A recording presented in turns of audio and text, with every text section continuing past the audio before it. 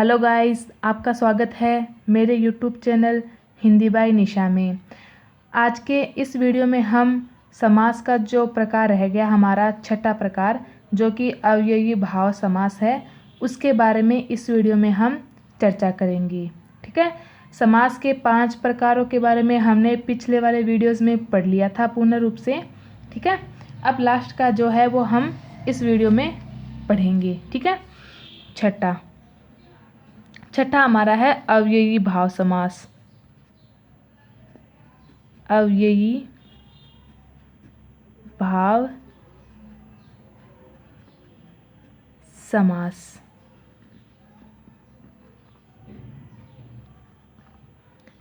ठीक है, इसकी परिभाषा क्या होती है कि जिस समस्त पद का पहला पद अव्यय हो और दूसरा पद संज्ञा हो तथा जिससे समस्त पद ही अव्यय बन जाए, उसे ही हम अव्ययी भाव समास कहते हैं।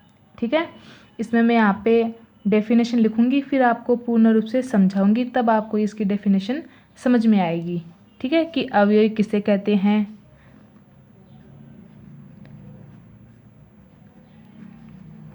जिस समस्त पद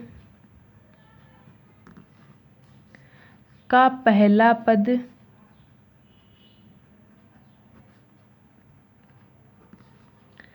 अव्यय हो और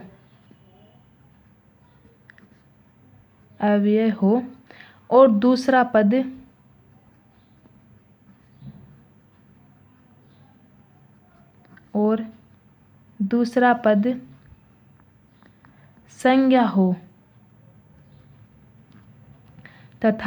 संज्ञा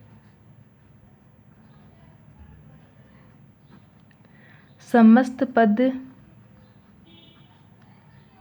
समस्त पद ही अव्यय बन जाए, उसे ही हम अव्ययी भाव समास कहते हैं।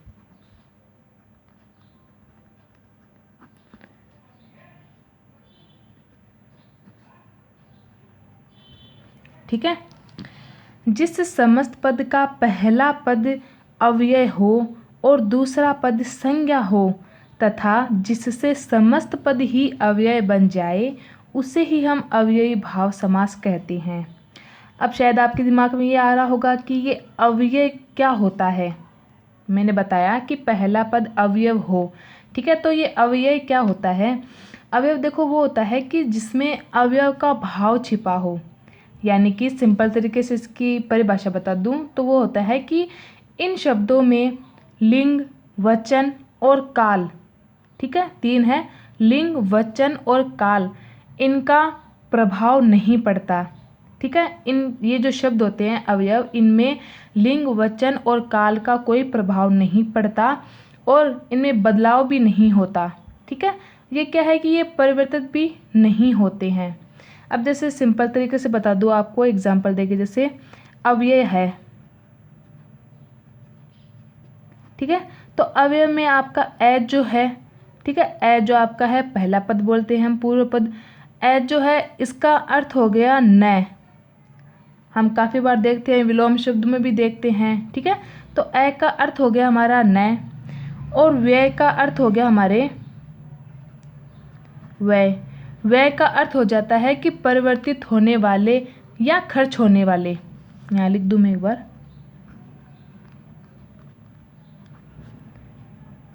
परिवर्तित होने वाले, ठीक है, या खर्च होने वाले। ठीक है, तो अब न और परिवर्तित होने वाले, इन दोनों को मिलाएंगे तो हो जाएगा कि न परिवर्तित होने वाले।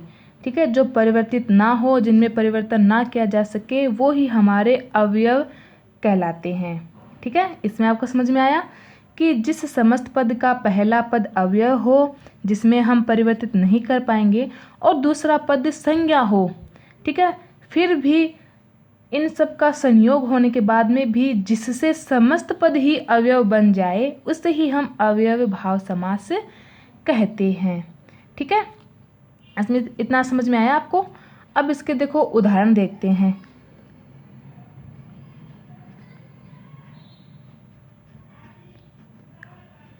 उदाहरण,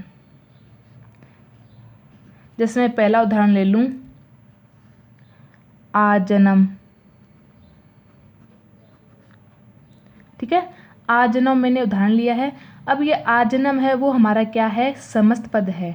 ठीक है, आजन्म हो गया हमारा समस्त पद। अब इसका हम विग्रह करेंगे तो देखो, आज जो है हमारा, जो हम उसको पूर्व पद बोलेंगे। ठीक है, तो आपद ये हमारा क्या हो जाएगा, अव्यय हो जाएगा। आज जो है वो हमारा अव्यय है जो कि परिवर्तनशील नहीं है। ठीक है, और इसमें मूल जो पद है वो हमारा क्या है, जन्म। ठीक है, मूल पद जन्म है। फिर भी आ पद से जो समस्त पद है वह भी हमारा अवयव बन गया। ठीक है, आ शब्द से जो हमारा समस्त पद बन रहा है वो भी हमारा अवयव बन गया। यानी कि अब इसका हम विग्रह करेंगे तो हो जाएगा जन्म से लेकर आ जन्म। ठीक है, तो इसका हो जाएगा जन्म से लेकर। ठीक है, समझ में आया आपको? इसमें आ इसका पूर्व पद है। ठीक है, और ये अवयव भी है। ठीक है, फिर भी और दूसरा पद इसका है हमारा संज्ञा। ठीक है, जिसे हम संज्ञा है जो कि मूल शब्द है। फिर भी और इसमें पूरे में आपका समस्त पद जो है वो हमारा क्या बन गया है, अव्यय बन गया है। ठीक है, इस प्रकार से होगा। फिर हम दूसरा ले लेते हैं, जैसे देखो दूसरा मैं ले रही हूँ, जैसे घर घर घर घर। अब इसमें क्या होगा, इसका हम विग्रह करेंगे जो कि देखो वो बन जाएगा प्रत्येक घर। अब आप बोलेंगे प्रत्येक घर, प्रत्येक का कैसे हो गया, घर घर हम बोलने में भी ऐसे बोलते हैं कि घर घर की बात है। घर घर की यानी कि प्रत्येक, यानी कि हर एक घर की बात है ये। ठीक है, अब इसमें क्या होगा कि घर घर जो हमारे शब्द है, जो पद है, इनको हम एक साथ लिख देने से व इनके बीच में हम योजक चिन्ह, ये कौन सा होता है, हमारा योजक चिन्ह होता है।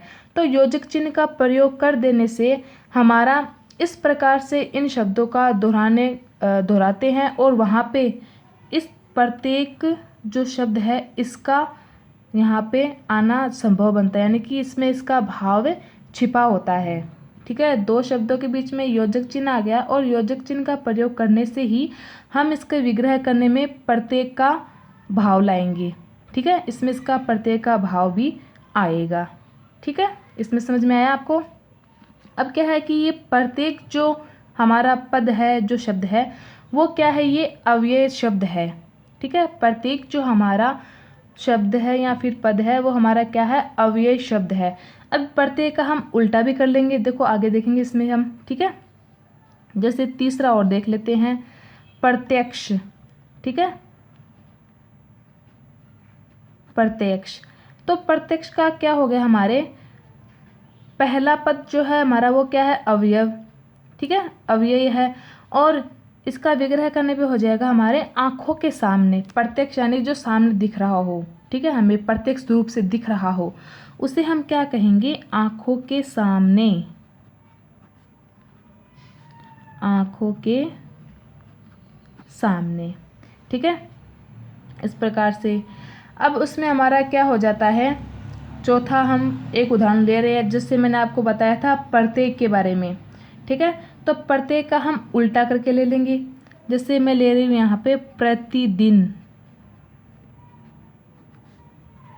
इसका मैंने उल्टा लिया है आपको समझाने के लिए, प्रतिदिन। तो प्रति जो शब्द है, ये प्रति जो हमारा पद है, ठीक है, वो हमारा क्या है, अव्यय है। ठीक है, और प्रति यानी कि प्रत्येक है, यानी प्रत्येक दिन, हर एक दिन। ठीक है, प्रति का मतलब यही होता है। अब इसका हम विग्रह करेंगे तो क्या बन जाएगा, दिन दिन। जैसे घर घर मैंने बताया, ठीक है, कि घर घर, तो इनके बीच में मैंने योजक चिन्ह लगाने पे हमारे यहाँ पे प्रत्येक का भाव आएगा। ठीक है, वैसे ही मैंने अब इसका उल्टा लिया है कि प्रतिदिन, यानी कि प्रतिदिन, प्रति का मतलब हर एक दिन, हर वक्त, हर दिन। ठीक है, वो होता है। तो अब हम इनका जो विग्रह करेंगे तो इन दोनों के बीच में हम योजक चिन्ह का प्रयोग करेंगे, क्योंकि अब तो ये साथ में आ गए। ठीक है, तो अब इनको अलग करने में क्या हो जाएगा, योजक चिन्ह का प्रयोग हमारे हो जाएगा। तो इसमें मैं क्या लिखूंगी, दिन दिन, और बीच में योजक चिन्ह लगा के दिन दिन। ठीक है, वैसे ये को लेते हैं, जैसे 5वां हो जाएगा हमारे यथामति। यथामति, तो इसमें क्या हो जाएगा, यथामति, यथा हमारा हो गया अव्यय शब्द, मति हो गया हमारा मूल शब्द, फिर भी इन पूरे समस्त पद हमारा हो जाएगा अव्यय शब्द। ठीक है, अवयव पद, सॉरी। तो इसका विग्रह करने पे क्या हो जाएगा, मति के अनुसार। मति के अनुसार। ठीक है, इस प्रकार से होंगे इसमें। अब इसमें काफ़ी सारे एग्जाम्पल हो सकते हैं, उदाहरण हो सकते हैं प्रत्येक का। जैसे मैंने लिया था यहाँ पे प्रत्येक घर हो गया, अब इसका एक वो ले लूँ, प्रत्येक यहाँ लिख दूँ। प्रत्येक होने के बाद में इसका वो हो जाएगा उदाहरण, वो विग्रह हो जाएगा इसका कि एक एक। प्रत्येक का मतलब एक एक ही होता है, यानी कि हर एक। ठीक है, भरपेट। ठीक है, तो भरपेट हो जाएगा, तो भर हमारा हो जाएगा अव्यय और पेट भर हो जाएगा हमारा उसका विग्रह। ठीक है, फिर भी वो पूरा का पूरा समस्त पद हमारा भरपेट जो है समस्त पद, वो हमारा हो जाएगा अवयव शब्द, अवयव पद। ठीक है, जैसे यहाँ पे लिखो, चलो लिख दो एक बार। प्रत्येक है, तो प्रत्येक का विग्रह करेंगे तो हो जाएगा एक एक, योजक चिन्ह लगा के। ठीक है, इसमें आप ध्यान रखना। ठीक है, ऐसा हो सकता है। फिर अब जैसे मान लो और भी हो सकते हैं, जैसे आजन्म, हाँ आजन्म तो मैंने ले लिया। जैसे आजीवन भी हो सकता है इसका, इसी का एक और उदाहरण है आजीवन, तो उसका हो जाएगा जीवन पर्यंत। ठीक है, और जैसे मान लो यथाशीघ्र। ठीक है, तो यथाशीघ्र का हो जाएगा जितना शीघ्र हो सके। ठीक है, यहाँ लिखो, चलो छोड़ो इसमें तो हो गया। फिर जैसे मान लो अनजाने हो गया, तो अनजाने का हो जाएगा कि बिना जाने हुए। ठीक है, और लाजवाब हो गया, तो लाजवाब का हो गया जिसका जवाब ना हो। यहाँ लिख दो इसमें ये, तो जैसे मान लो लाजवाब, लाजवाब, तो इसका हो जाएगा हमारा जिसका कोई जवाब ना हो, जिसका